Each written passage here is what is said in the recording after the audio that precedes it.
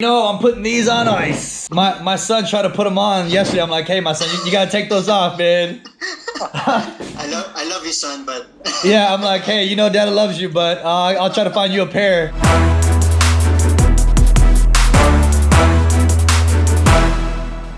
how's it going, everybody? My name is Enzo. Welcome to the Mamba Mentality sessions. With me, we got Joey and Martin. We are the collective, and of course, we got a very, very special guest today. A guy who really embodies that Mamba mentality. He's a PBA champ. He's an MVP, Mr. Jimmy Alapag. Coach, how you doing? What's up, fellas? Thank you guys for having me.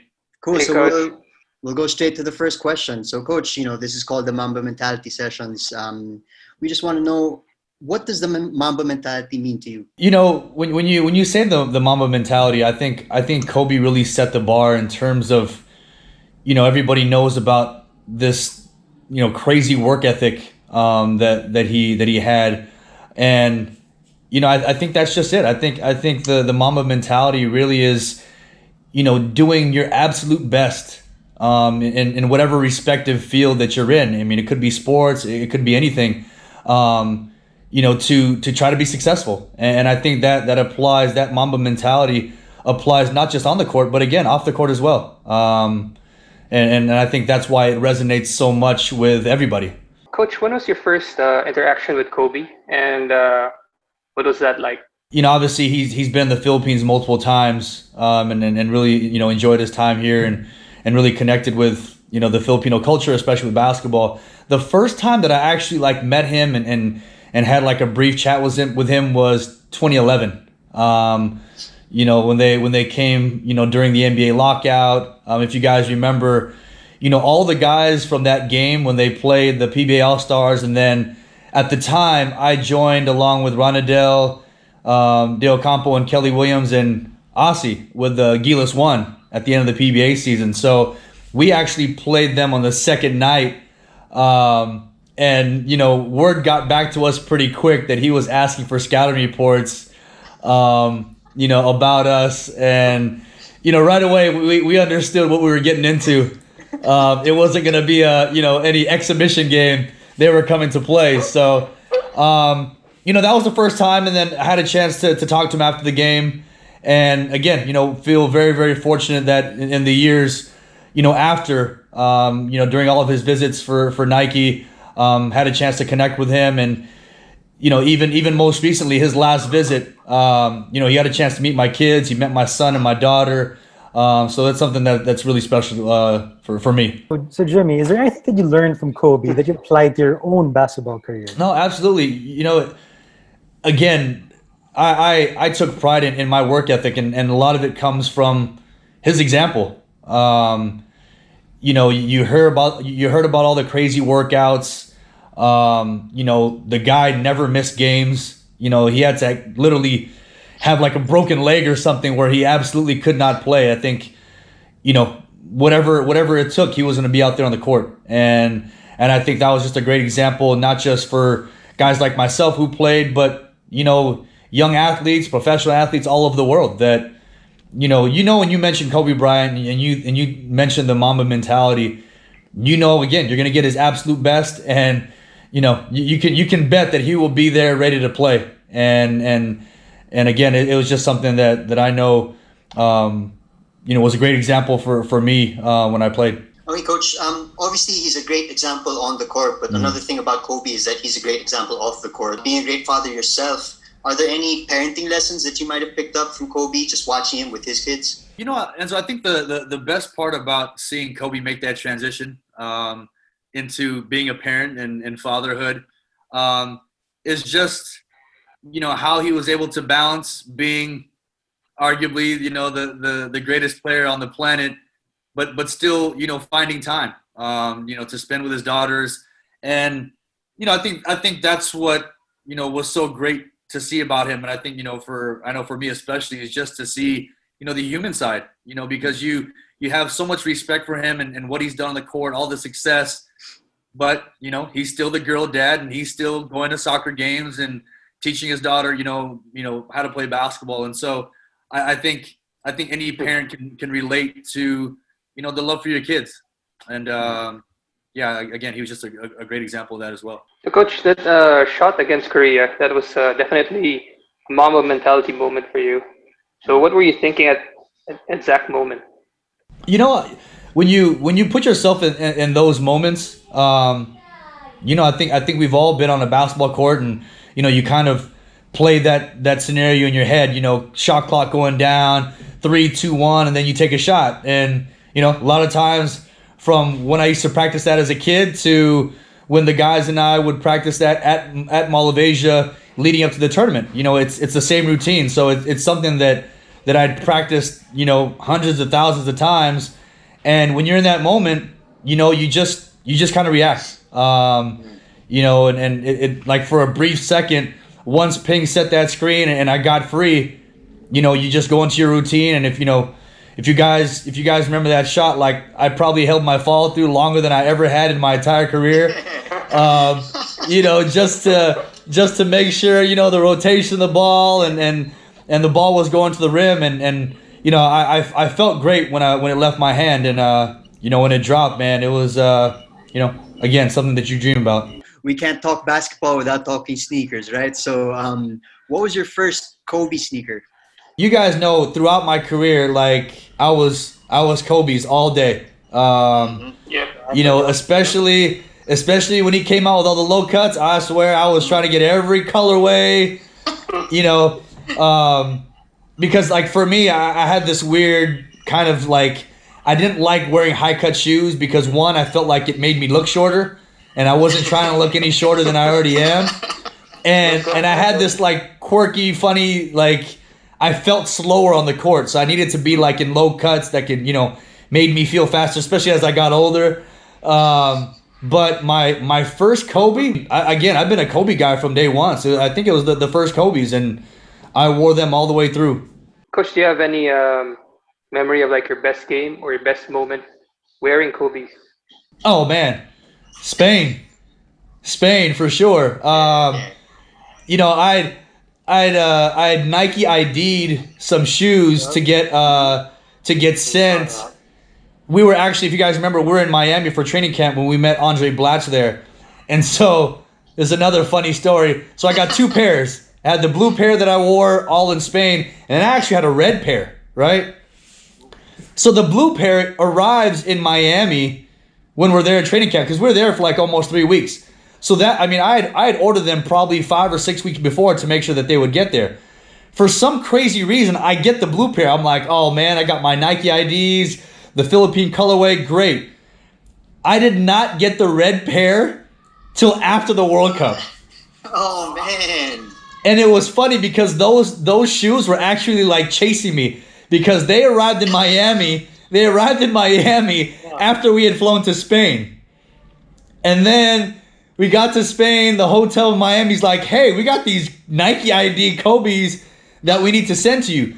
But we were traveling so much in Spain, man, it was madness. They actually, I actually had them sent to one city. They wouldn't take them for some reason. It was kind of weird. They ended up sending them back to Miami. I'm like, listen, forget it. Just send them to Manila. So then, once we got back after the World Cup, yeah, the other pair was here. So I had to rock the blue ones the whole World Cup. But yeah, those Kobe's, man, those are special. I still got those with me. They look really good, though. I mean, obviously, I mean, we've seen you wear Kobe's. I think I was talking to the guys earlier and saying, I recall Jimmy wearing Kobe's all the way through. Oh man, all the way. What was your go-to Kobe sneaker among the line that Kobe had? Oh man. No doubt, the fives. The fives. That's why I'm so geeked that they're coming back out. You know, I already got the one pair. Shout out to Jappy and my Nike family. I just got the one pair. Hold on, I'll even show you. I got them right here. There you go. Big stage. Big stage. So you know, I'm putting these on ice. Hey. So. Big stage. My son tried to put them on yesterday. I'm like, hey, my son, you gotta take those off, man. I love you, son, but yeah, I'm like, hey, you know, Dad loves you, but I'll try to find you a pair. But yeah, man, the fives, you know, I mean, especially those came out like right in the prime time when I was in the PBA, and so you know, I had them all, like the Bruce Lees, the blue colorway, the ones that are just coming out, like the green and purple. Yeah, I was trying to get all of them. So those are by far my all-time favorite shoe. Coach, aside from the kicks, is there other Mamba collectibles that you have with you? Maybe jerseys or cards or whatever. You know, I think the one, you know, I have you know, just some Nike shirts that we use during his visits. You know, but the one that I really hold on to the most is his last tour here, the Mamba Mentality tour. And it was funny because, you know, I was here when he came that last time. I may have already been retired. I think I may have just retired. So Nike asked me to coach like the pro team that was going to play against the college kids that he was coaching. So I guess you could say that him and I were coaching against each other in that little that last visit. And you know, I had the Mamba Mentality jersey. You know, and he was able to sign it. And again, that was the time where he met my son and daughter. And, you know, I had a chance to talk to him briefly after the game. And he's just like, man, you know, how many kids you got? And, you know, obviously he was talking about his daughter. So it was a special moment, man. You know, I mean, I've had the utmost respect for him, you know, as a player, you know, and, you know, his transition to a dad, you know, from the beginning. So, yeah, special moment for sure. So we're down to our last question. You know, you've transitioned yourself. You've become a coach now. You know, you're also a mentor to younger players. How do you impart that Mamba mentality to the next generation of players? You know, and so I just try to encourage the new generation and help them to understand that, man, you know, it's cliche because you hear it all the time that, you know, the journey goes by fast. But when you go through it, and you know, for me, who was fortunate enough to play for almost 14 years, it does, man. It absolutely goes, you know, super fast.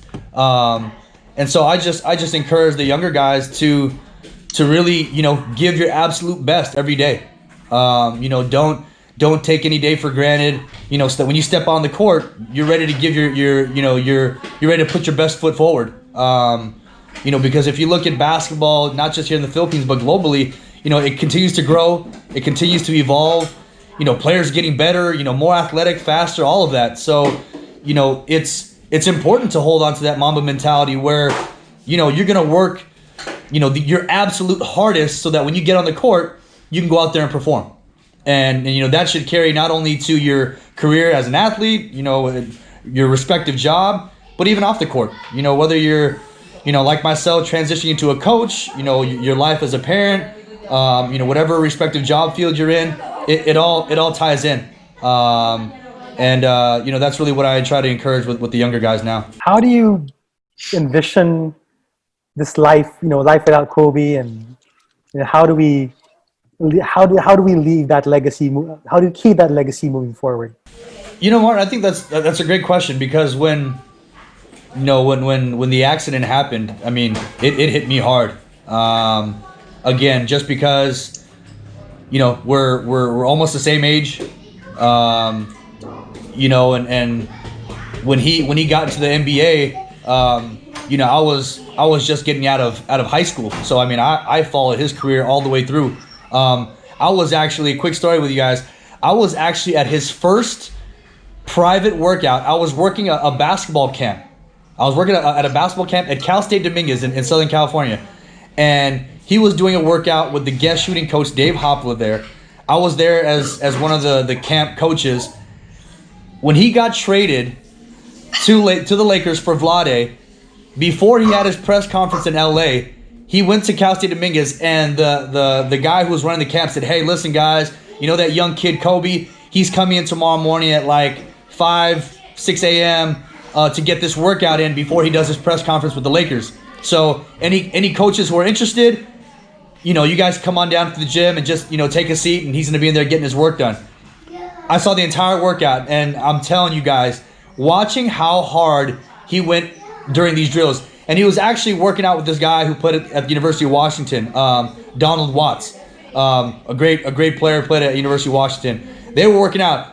Donald Watts was like a senior in college, big time Pac-10 player at that time. Kobe fresh out, and man, they were going at it. I mean, he was pushing this college guy, and here he was 18, and again, it just being fortunate enough to follow his career, and seeing what happened, a few months ago. I think the best thing we can do is to continue to celebrate his life and celebrate the impact that he had on the game, on this generation, on future generations, because no matter how much this game grows and how much it evolves, there are certain constants, and the work ethic will never change. If you want to be great, if you want to have success, that's what the Mamba mentality is. You give your absolute best, you work your absolute hardest to give yourself the best chance to be successful, and that's what resonates for me. Back when I played, and even now as a coach, to be the best coach that I could be, the best husband, the best father that I could be to my wife and my kids. And I think it's something that we should celebrate and always remember, not just for this generation, but again, for generations to come. All right, Coach. So, thank you for joining us today. Folks, thank you for watching the Mamba Mentality sessions. We are the collective. Coach, thank you. No, thank you guys for having me, man. You guys stay safe.